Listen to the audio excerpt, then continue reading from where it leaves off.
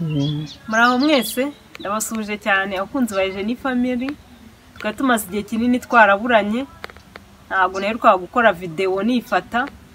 Nizere ko turi kumwe rero, ngiye kubereka ukuntu bakora tapi.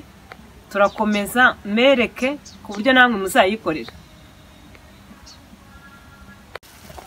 Dore rero mwabonye ukuntu nashushanijemo indabo.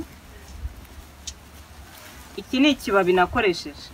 Afashe ikibabi ndakidekarikaho nyine, ndaza kubiberekana uko nabidekaritse.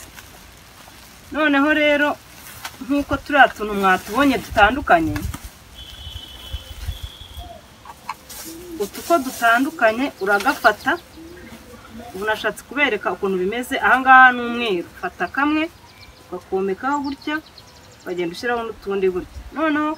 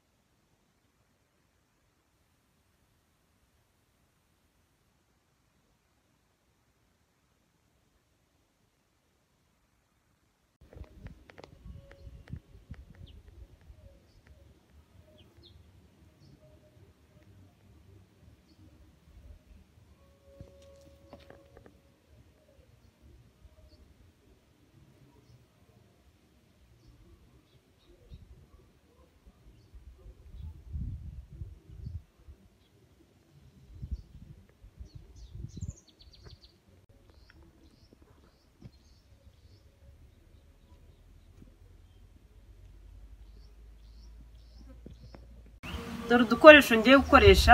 Utungutu ntihazagira umuntu mbaza ngo nuduke. Hari abantu bajya bambaza mu gikari ngo utuntu wakoresheje nuduke. Utu ni ibintu by'ibisigazwa abantu barimo bakata, nabo bari gukora ibindi bintu byabo bishakira.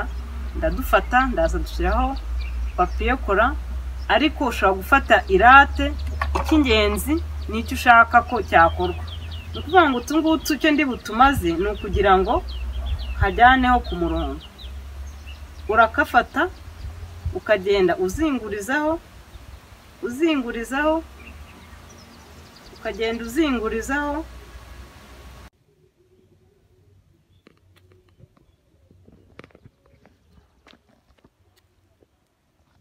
Dore twagiye ku rindi bara, naryo urakomeza ukagenda uzungurizaho.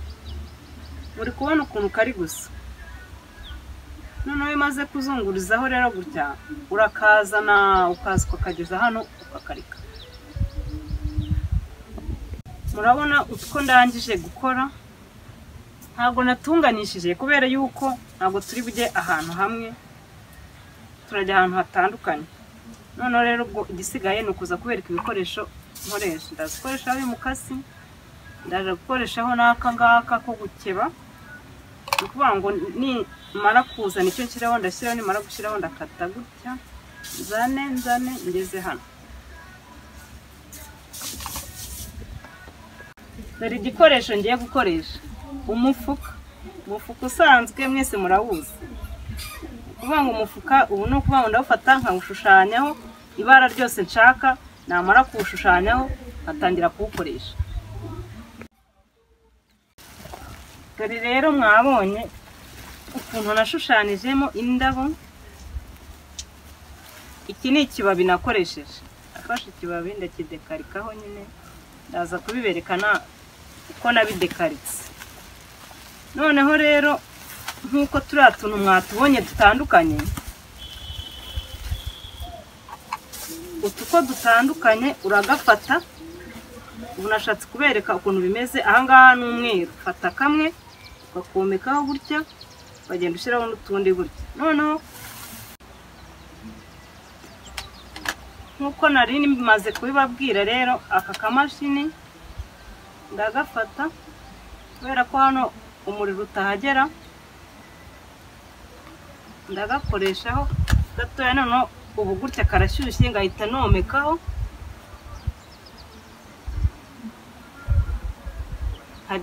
nkagera gutya nkatsindagira. Aho maze komeka bitafata kembe nkakata, ndaje mbibereke. Nkuko nayo maze kugashyiramo, ubu noneho ngiye kugakeba, ngerageze murebeho hano uko mbimanura. Nazana akazana gutya nkakageza hano.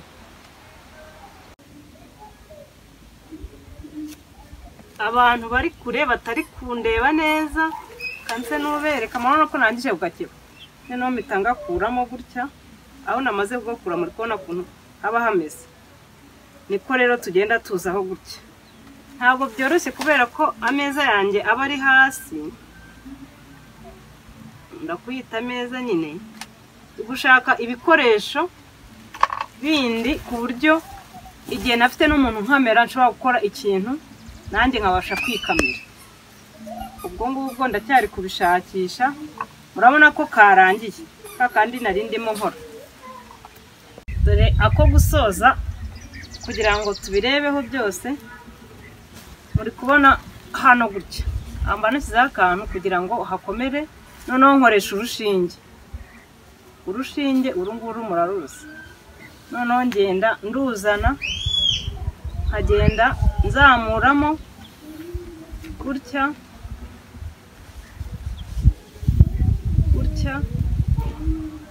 muri kubireba ukuntu ndi kugenda mbikora.